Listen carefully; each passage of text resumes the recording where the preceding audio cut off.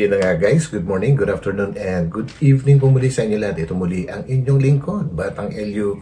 And happy Sunday po sa lahat. And mega love shout out sa lahat po ng mga solid na Kalingap supporters na patuloy na sumusuporta po sa buong Team Kalingap. Sa pangunguna po yan ni Kuya Val Santos Matubang at Edo Vlogs, and of course kay Kalingap Prab. And ganun na rin po sa aking mga subscribers and sa mga silent viewers. Ayan. At good morning po sa inyo lahat dito sa Pilipinas. Ayan. And kagaya nga po ng nakalagay sa ating thumbnail na misunderstanding and lack of communication. So yan guys, kumbaga merong hindi pagkakaunawaan at kulang sa pag-uusap. Yan po ay ating bibigyan ng reaction mamaya patungkol yan po sa nangyayari po sa EDSI ngayon, no? And huwag niyo pong kalimutan, may nakalagay na question mark. So, ibig sabihin, hindi siya pagpapahayag, kundi ito ay isang katanungan, no? And isa pang pag-uusapan natin ay nasa ilalim ng aking thumbnail na hindi pa tapos ang EDSI. Patanong din po yun. So, yun guys, bago tayo tuloy-tuloy, syempre, huwag niyong kalimutang pindutin muna ang like button, and sa mga hindi pa nakakapag-subscribe, pa-subscribe na rin po sa inyong lingkod. So yan, tara na, sama-sama tayo lahat. Let's go! So, may time ba na nagkikwentuhan kayo po kay Piap? Yes po. Wag pa magkwento ko na po lahat siguro, no, para tuloy-tuloy, para maganda po yung ano ninyo, yung ano. Actually, may time po na minsan, nag-aano po kami. Kuya, paano ako kuya? Minsan, nung last time, di ba po, matagal na to.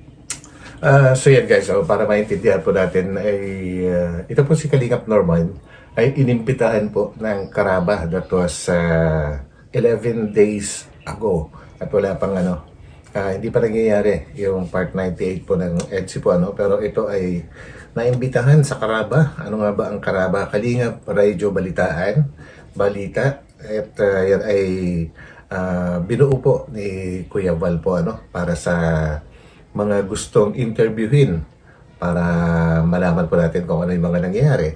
So ito, naimbitahan nga si Kalingap Norman para tanungin kung meron ba siyang nalalaman tungkol sa EDSI or kung ano ang mga nalalaman niya tungkol sa nangyayari sa EDSI po at magandang timing po ito guys, dahil bago pa nangyari yung part 98 ay nagsalita itong si Norman, which is talagang in line, talagang tugmang-tugma po sa isang pinag-uusapan po ngayon, no, na nagkaroon ng misunderstanding, and yun ay isa sa mga posibilidad kung bakit nangyari ang mga nangyayari ngayon. So ituloy-tuloy po natin ito ngayon guys.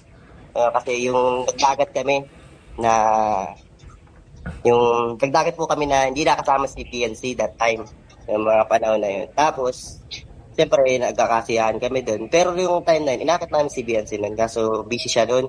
May lakad siya. So, kami ni Ed, si Kuya Gilo, yan.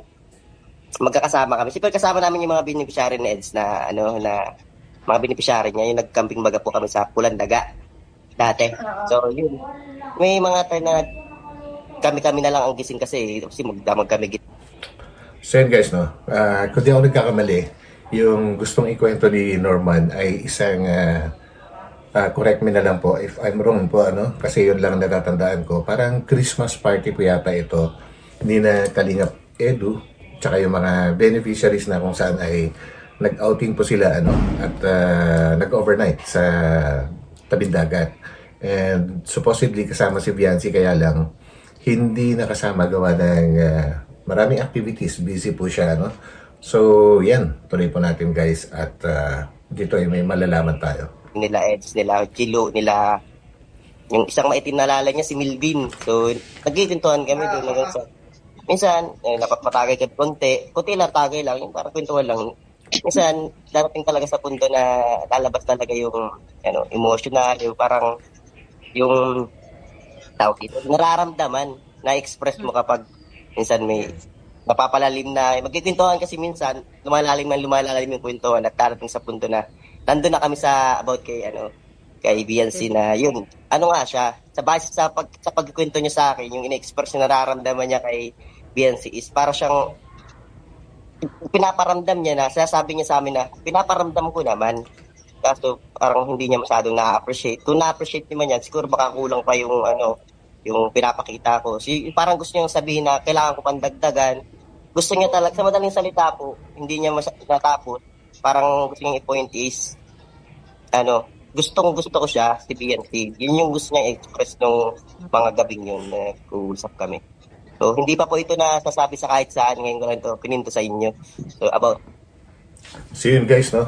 Minsan meron ding nangyayari maganda kapag ang isang grupo ay medyo napapatagay ng kaunti kasi medyo dumudulas po yung dila po at nagkakaroon ng lakas ng loob para sabihin kung ano yung mga bagay-bagay na hindi masabi-sabi kapag ka po walang, alam niyo na, walang tungga-tungga ng kaunti. So yan nga po at ang sabi nga ni Norman dito is umabot sila sa point sa pag-uusap na naglabas ng kalooban itong si Kalingap Edu na gustong-gusto niya si Biancy and yung effort niya is nag-i-effort talaga siya. Tingin niya sa sarili niya is sobrang effort na siya. Pero parang ang dating kay Viancy guys ay parang hindi nararamdaman ni Viancy. Kumbaga kulang. Para kay Viancy ay kulang yung effort ni Kalingap Edu na kung saan ito naman si Kalingap Edu, pakiramdam niya ay talagang effort na siya. So yun guys, so yun na yung isang bagay na pwedeng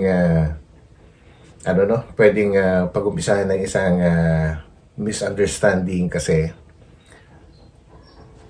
I'm sure kasi hindi sinabi ni Kalingap Norman dito na napag-usapan na yon ng dalawa po and kagaya po ng alam natin lahat na hindi expressive si Kalingap Edu, kumbaga napakasimple lang niya, hindi siya showy yung mga ganun po and feeling niya talagang effort na siya. Kanya nga lang parang hindi na-appreciate ni Viancy yung kanyang ginagawa. Ito ay galing mismo kay Kalingap Norman guys. Kumbaga nililinaw lang po natin para mas lalo nating maintindihan.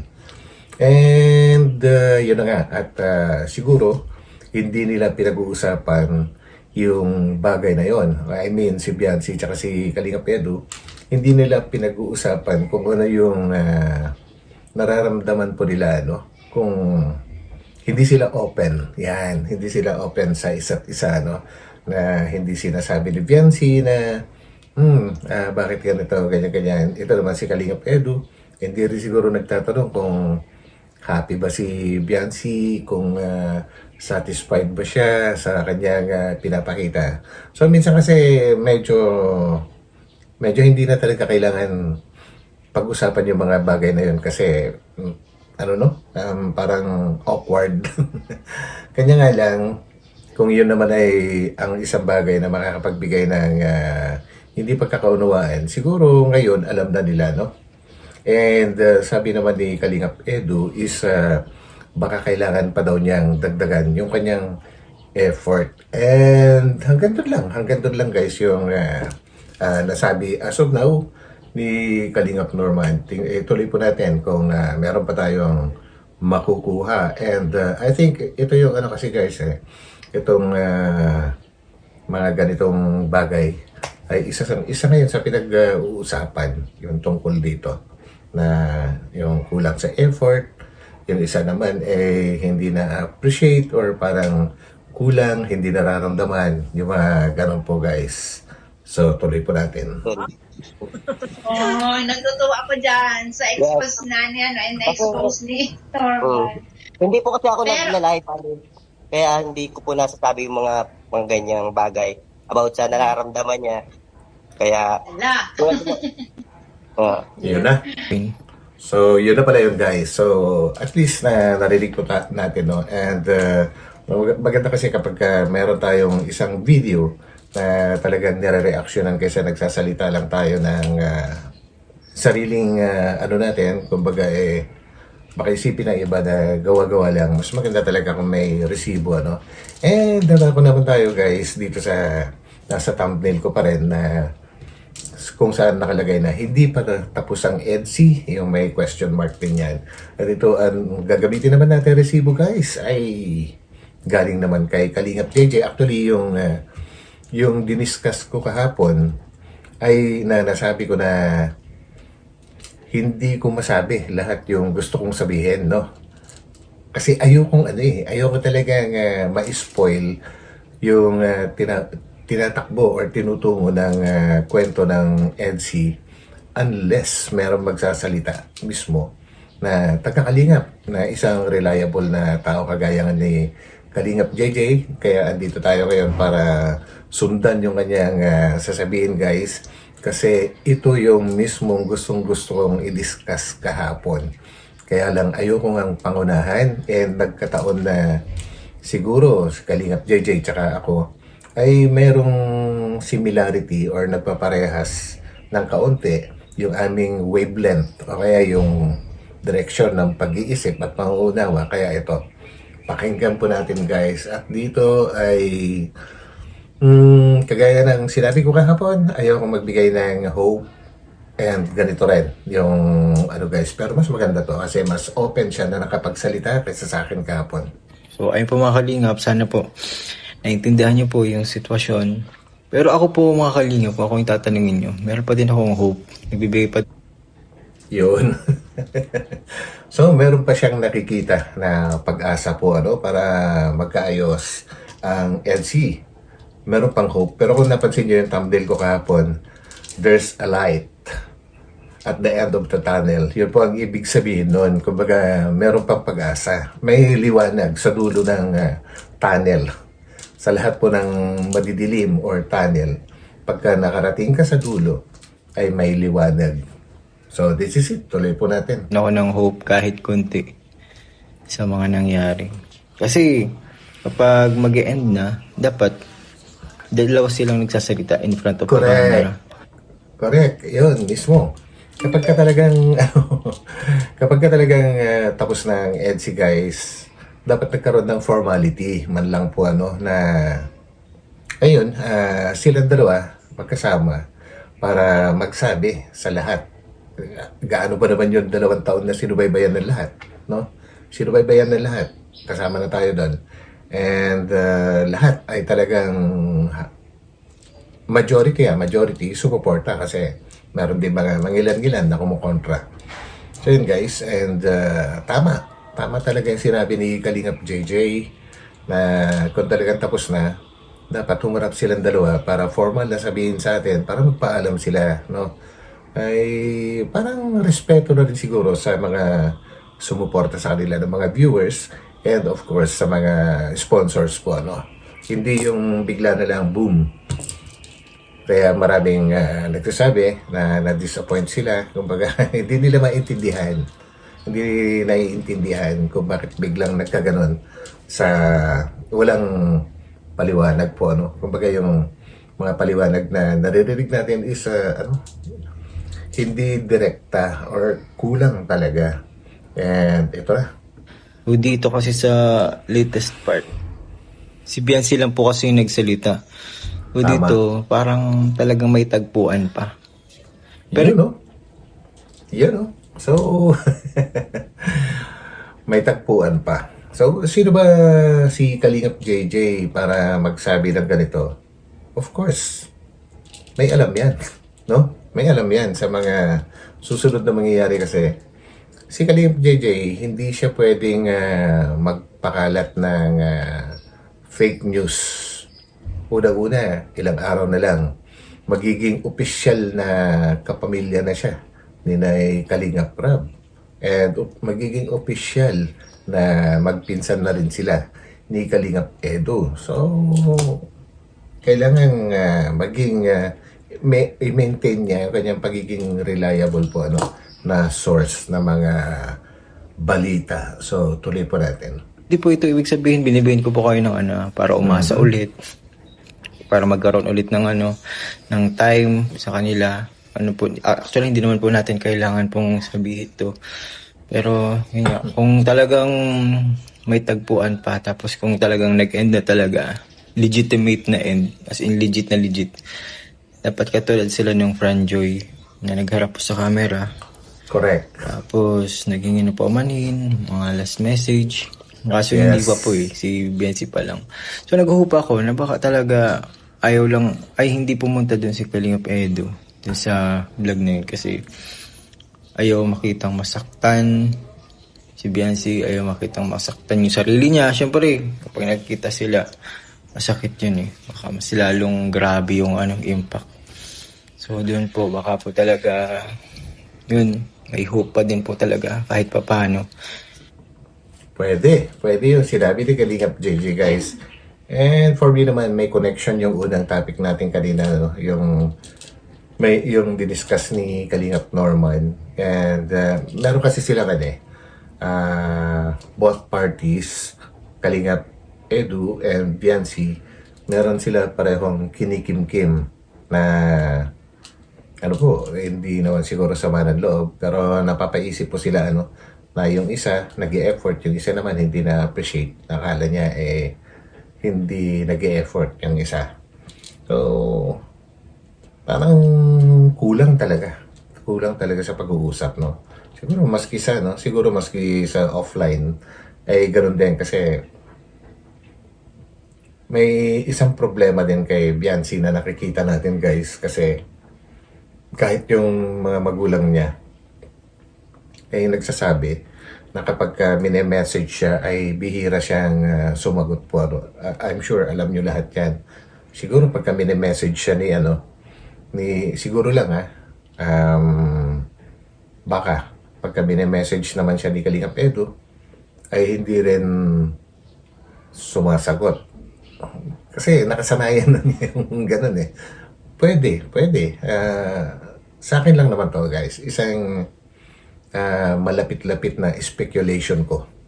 Kaya nagkakaroon sila ng problema.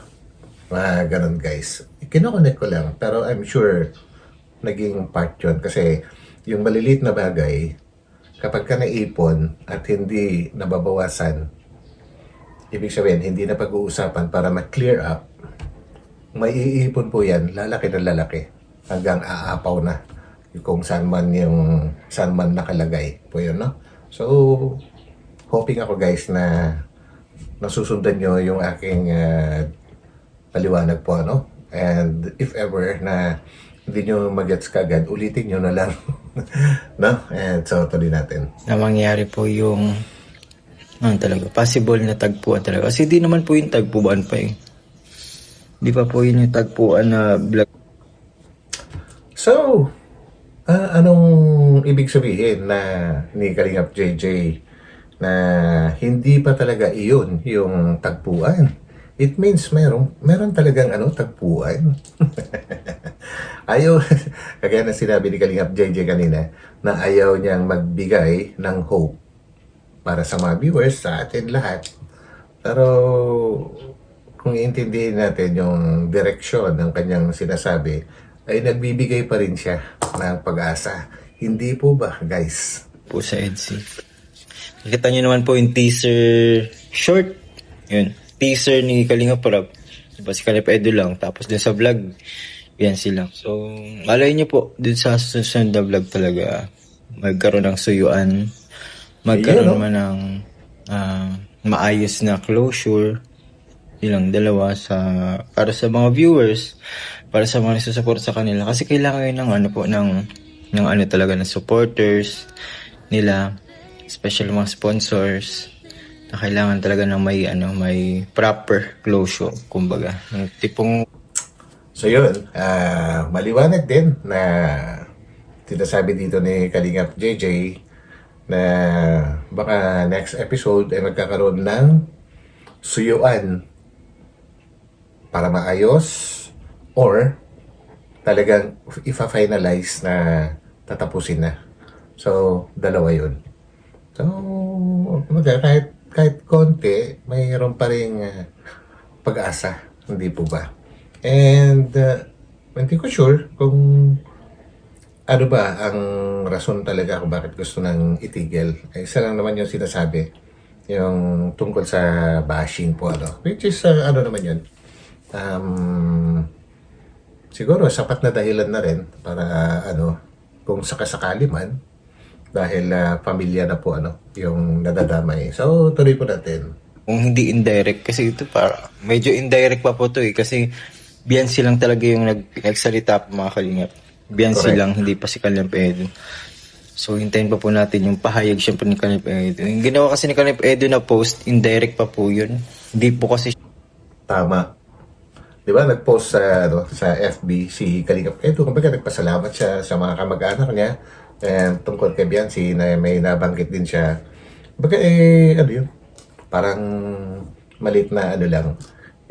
Kagaya sinasabi ni Kalingap JJ, hindi direkta or indirect na pagsasabi na tapos na ang EDC. Walang binabanggit eh. Walang binabanggit. Ang pagpapaalam ay hindi ibig sabihin tapos na. No? At saka, hindi siya talaga humarap sa camera eh. Hindi siya humarap sa camera para magsalita. Kumbaga, importante yun. Importante yun yung talagang haharap sila pareho. Papaliwanag nila kung ano yung totoong dahilan. And, yun, hihingi ng paumanhin kasi actually si Beyonce nagsabi na siya pero Kalingap Edu wala pa eh. So, ibig sabihin, may talagang kaunting ano pa, pag-asa na maayos to, no? So, tuloy natin. sa harap ng camera. Pero syempre respeto. Siguro hindi pa siguro handa. Hindi pa kayang humarap sa camera para sabihin yung mga kailangan sabihin regarding sa kanila. Pero yun nga po, habang po naghihintay tayo ng tagpuan nila, sana po ay sana less bashing, less yung pagbabati ko sa kanila kay Beyonce man or kay Kalingap Edu, sana po pa din. Actually, yun yung ano eh. Actually, yun yung hindi ko masyadong maintindihan kung bakit binabatikos po sila, no? Ng mga ibang tao. No? Ayaw silang intindihin or ayaw paniwalaan yung kanilang sinasabi na naapektuhan si Beyonce ng bashing at saka yung pamilya niya. And si Kalingap Edu, syempre, ganun din. Kasi dinudurog din si Kalingap Edu eh. And guys, hindi ko alam kung kasama dito sa vlog ni Kalingap JJ na kung saan ay parang may nakaringgan ako na nagsabi na wala talagang third party. Walang ibang girlfriend si Kalingap Edu and ganoon din kay Beyonce. Wala talaga. Kumbaga yung problema is nasa loob lang, nasa kanila lang. Kumbaga, yun nga, ang pinapalabas is yung bashing. So, yan guys. Marami kasing umiikot na mga ngayon eh. Actually, may mga nagpapasa sa akin ng mga messages na puro negative talaga. Talagang tinitira si Kalingap Edu guys. And ayaw na ayaw kong isama sa aking mga vlogs. Yung mga ganong klase na mga messages guys. Ayoko talaga. Kumbaga yung mga binabasa ko lang. Tapos sinusubukan kong intindihin pero walang sustansya. Kasi wala naman silang pruweba sa kanilang sinasabi, no? Grabe talaga. So tuloy. Less pa din para hindi po mas lalong lumalim, humaba yung usapin. Kasi kawawa naman po sila both. Talagang hintayin po natin silang magkaroon ng time. Siguro kailangan po lang nila ng time to settle para sabihin sa inyong lahat po na talagang wala na po ang EDC. So kung wala na po ang EDC, kailangan pa natin tanggapin, kailangan natin mag-move on. Oo naman. Mahirap ma-stuck kapag naka-move on. Masakit yan sa dibdib, sa puso, sa isip. So, ayun po mga kalingap. Sana po ay tayo. Maging banayad yung ating pag-move on. Alam ko matagal, mahirap. Pero no choice. Kailangan natin mag-move on guys. Mag-move on sa mga pangyayari. Ngayon lang naman guys, ano po yung insights nyo? Ano po yung comment nyo dito? Ano po yung naramdaman nyo? Pagkatapos mapanood ko yung yung episode po na yun. So, basahin ko po yung comments nyo. So, okay lang po ba na magkaroon sila ng proper closure na silang dalawa yung magpapaalam in front of the camera? Siyempre, for the purpose of sa mga sponsors, support sa kanila.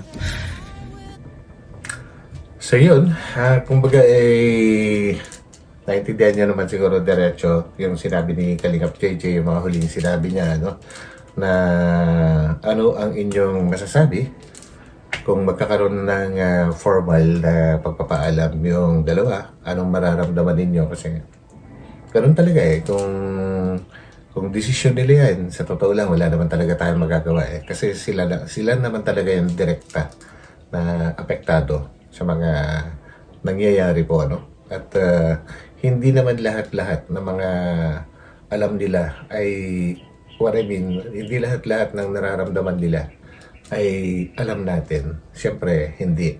Merong mga bagay-bagay na hindi rin nila pwedeng sabihin. So, yun. For me, kung ako yung tatanungin, ay wala rin akong magagawa. Although, siyempre, nakakamiss if ever na mawawala. Pero, there's still hope. Baga may pag-asa pa guys. And ayokong umasa kayo. Pero sa tingin ko may pag-asa. No? Kasi kung wala na talaga, hindi rin siguro i-discuss ni Kalingap JJ. According to my understanding lang naman ito guys, na hindi na kailangan pag-usapan pa kasi marami nang nasaktan Marami nang nasaktan. So, kung talagang wala na. Kasi ilang araw na rin ang nakakaraan, magdadalawang araw na. So, as of now, unti-unti ay nag-heal na rin yung mga nararamdaman ng mga nasaktan po or mga nabigla. Ngayon, kung itutuloy pa ulit itong EDC, ay di pa natin alam kung ano yung direction. Pero isa lang ang alam ko guys, na hindi ko pa rin talaga nakakalimutan yung plano ni Kalingap Rab na lahat ng vlogs niya sa kanyang main channel ay meron siyang ginagamit na salita na reset. I-reset niya. And lalo sa mga mga love team na kung saan ay gagawin ng mas makatotohanan, mas makatotohanan na kung sakali mang magtuloy-tuloy ay handa natin ng sarili natin, kailangan natin mag-adjust na lahat ng mapapanood natin kung meron pa ay mga totoong pangyayari na expect na natin na pwedeng mag-away sila, pwedeng meron silang pagkakaunawaan na dati ay hindi natin nakikita. Kasi dati, puro kilig-kilig lang. Kumbaga, puro kilig lang. Which is hindi realistic, Hindi realistic. So, for me, come what may, kahit anong mangyari, ay kailangan natin tanggapin. Yun lang naman guys, at wala naman tayong magagawa dyan, So yan, at hanggang dito na lang ulit, and sana ay naunawahan ninyo lahat kung ano man yung ating diniscuss sa ngayon po, and kung ano man ang inyong mga komento, ay open naman po ang ating comment section, and ginagawa ko guys ay talagang pinipilit ko na lahat ng mga messages ay mababasa ko. And kapag nakita nyo na mayroong heart, ibig sabihin nabasa ko na yan. So yun guys, and importante kasi ang aking mga subscribers or viewers na malaman ko rin ang mga kanya-kanyang saloobin po. So yun guys, and maraming gusto ko kayong pasalamatan na lahat ng mga viewers, and lalong-lalo na sa mga nag-subscribe sa akin, dahil patuloy pa rin kayong nandyan po, at hindi nyo pa ako iniiwan. Siguro pagka nawala na EDC, yan, siguro baka iwan nyo na rin ako, and medyo nakakalungkot yun pag nangyari na. So yun guys, and happy Sunday ulit, and God bless po sa lahat. Ingat po kayo guys, and pansamantala, magpapaalam po muna ang inyong lingkod, Batang LU. Oh, bye-bye.